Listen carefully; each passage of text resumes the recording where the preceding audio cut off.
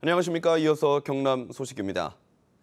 옛 39사단터가 중금속 등에 오염됐다는 소식을 전해드린 지 한 달이 넘었지만 정작 땅을 오염시킨 군 당국은 사과 한마디 없습니다.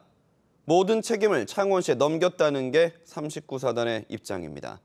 이대환 기자가 취재했습니다. 유류 창고와 영내 지하수 등에서 발암물질 TPH가 기준치의 최대 170배가량 검출된 것으로 드러난 옛 39사단터. 그런데 39사단이 자체 진행한 토양오염 조사 결과는 이와는 완전히 다릅니다. 지난해 3월 39사단 사령부가 영내 유류 창고와 그 주변 지역 오염도를 측정했는데 조사 지점 4곳 모두에서 유해물질이 전혀 검출되지 않은 것으로 기록돼 있습니다. 지난 2004년과 2014년에 진행된 자체 조사에서도 마찬가지였습니다. 당시 조사가 제대로 이루어지지 않았다는 것을 보여줍니다. 폐유나 제초제 등 폐기물 관리도 허술했던 것으로 드러났습니다. 폐기물 같은 경우에 보게 되면 신고를 할 때 이제 폐기물 처리 이행 계획서를 신고합니다. 그다음 폐합성 수치 담당자들이 그런 거 자료가 없다. 사정이 이런데도 모든 책임이 창원시에 있다는 게 39사단 측의 입장입니다. 저희가 창원시에다가 이걸 업무를 일을 하시는 분을 다 넘겨주셨는데 저희가 두고 나서가지고 또 말씀드리는 게 또 맞지 않는 것 같아서.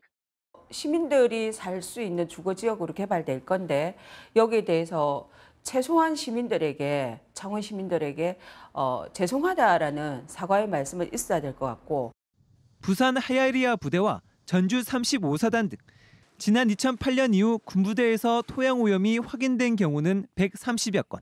이 중 상당수가 정화 책임이 자치단체 등 토지를 반환받는 측에 넘겨지면서 갈등이 빚어지고 있습니다. KBS 뉴스 이대환입니다.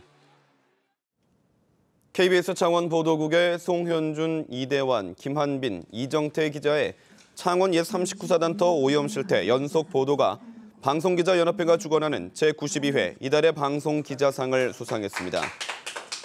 옛 39사단터 오염 보도는 관공서의 묵인으로 묻힐 뻔한 환경 문제를 단독으로 취재 보도해 문제를 제기하고 끈질긴 후속 보도로 전면 재조사를 이끌어내 언론의 환경 감시 기능의 모범 사례라는 평가를 받았습니다.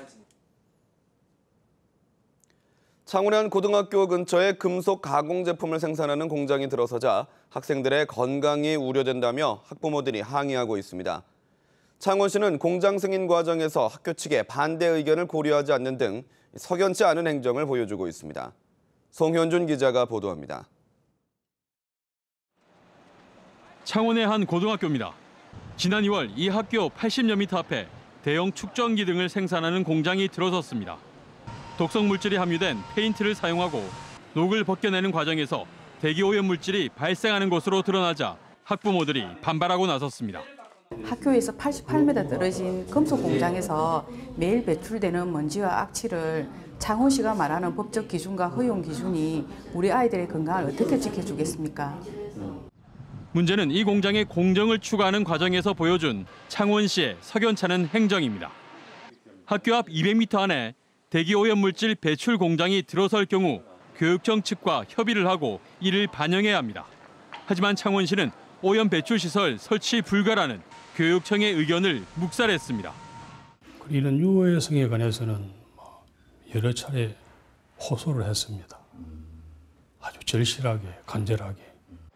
창원시는 그동안 협의 대상이 아니라고 주장하다 언론의 취재가 시작되자 관련 법령을 검토하겠다고 말을 바꿨습니다.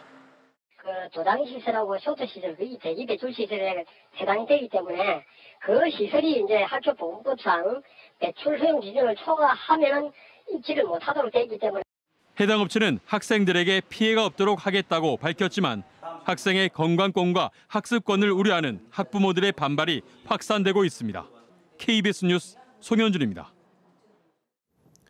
설계 기술력 없이 해양 플랜트 수주에서 과당 경쟁을 벌인 것은 국내 조선업의 위기를 부른 중요한 이유로 꼽히고 있습니다. 이 때문에 원천 기술의 중요성이 더 중요해지고 있는 요즘입니다.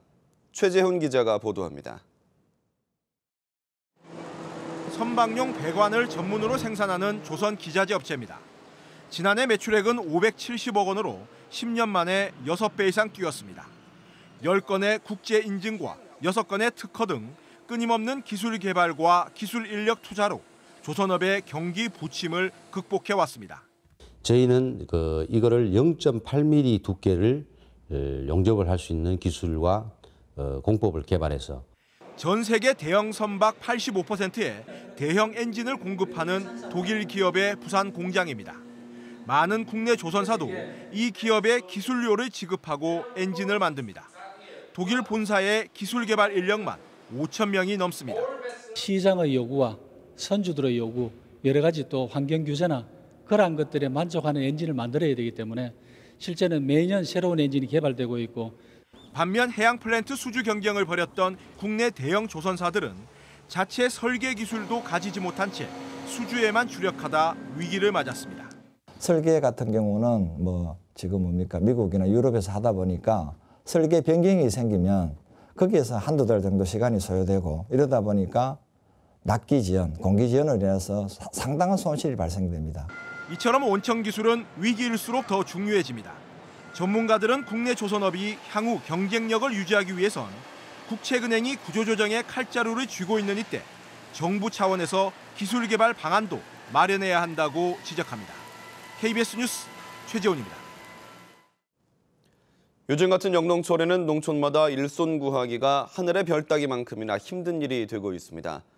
인력난 해소를 위해 전문 상담사가 체계적으로 인력을 육성하는 영농 작업반 제도가 운영됩니다. 보도에 김소영 기자입니다. 밭에서 양파 수확 작업이 한창입니다. 작업에 투입된 이들은 대부분 70, 80대 고령층들. 하루 7, 8만 원의 인건비에다 웃돈을 주고도 일손 구하기가 쉽지 않습니다. 한 3, 40명 오르게 한 20명도 일밖에 안 와요. 그만큼 일꾼이 귀한 거지, 손에는. 젊은 사람들은 안 오시는데 뭐.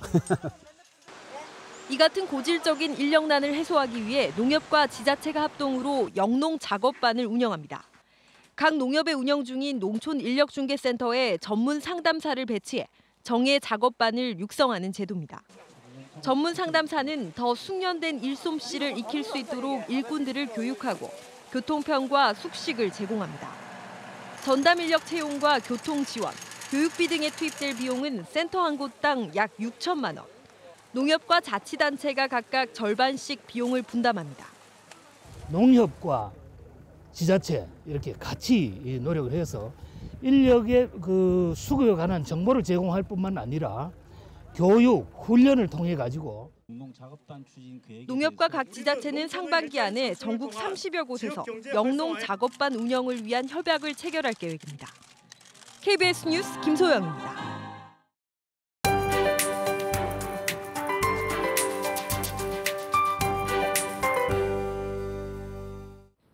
요 며칠 하늘 표정이 좋지 않습니다. 먼지에 안개까지 껴 가시거리가 짧아져 있는데요.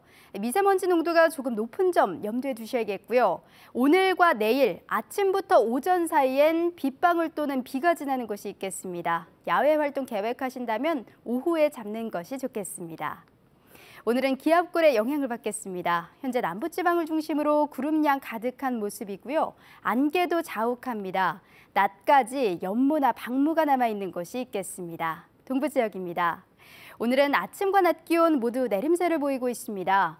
창원 19도로 시작해 밀양 28도, 김해와 의령 26도로 어제만큼 덥진 않겠습니다. 서부 지역도 기온은 내림세를 보이고 있고요.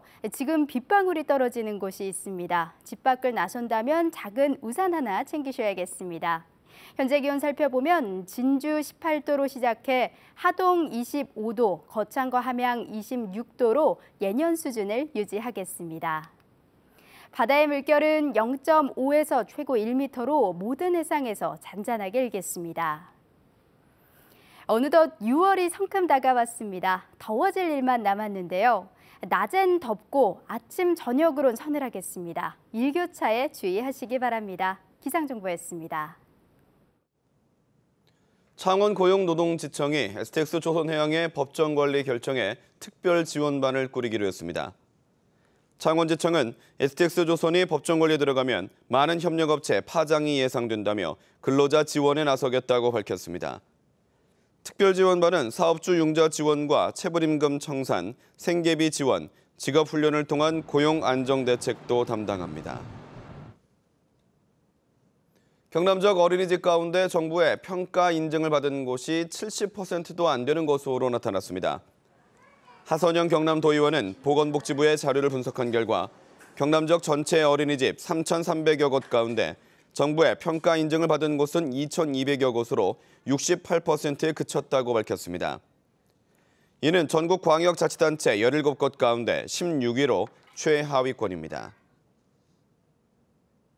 열사병 등 온열 환자를 응급처치할 수 있는 119 폭염 구급대가 경남에서는 올해 조기에 운영되고 있습니다.